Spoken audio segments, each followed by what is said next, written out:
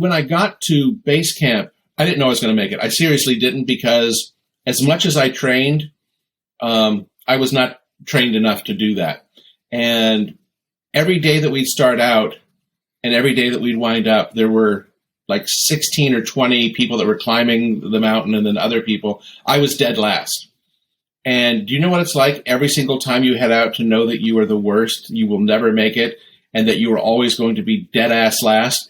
And what happened was, we were at a monastery, it was called Ferice, and some people came over to me and said, we just want to tell you something. And I said, what? Said, we think you're the reason why we think we can make it to the top of the mountain. I go, why? It's like, because you have never given up. Because there are times it was light outside, they were all having dinner, it was dark, and I came in camp.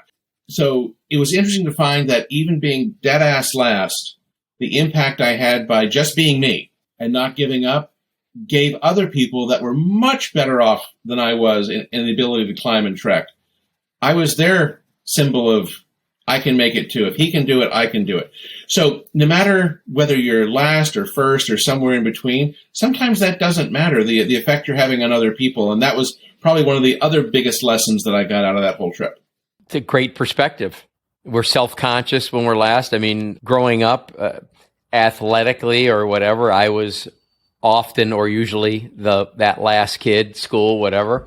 Definitely between me and the Down syndrome girl being the final one picked for kickball. I mean, what can I tell you?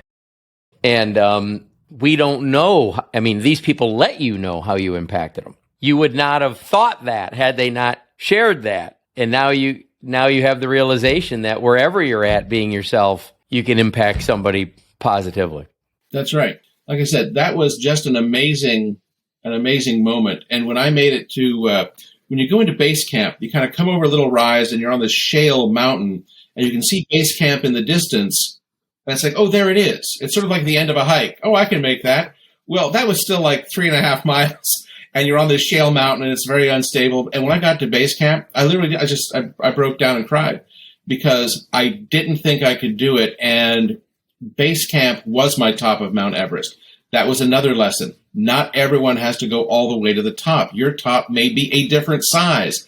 And you need to be happy with, if you've done 100% and you've reached your top, celebrate that. It's not well, I can't make it the rest. No, you made it all the way to here. Be happy with here. So like I said, it was a trip that maybe didn't change me, but brought out all of who I really was, possibly since birth. But it reconfigured the way I thought about my entire life up to that time. This has been Jeff Stearns, Connected Through Cars.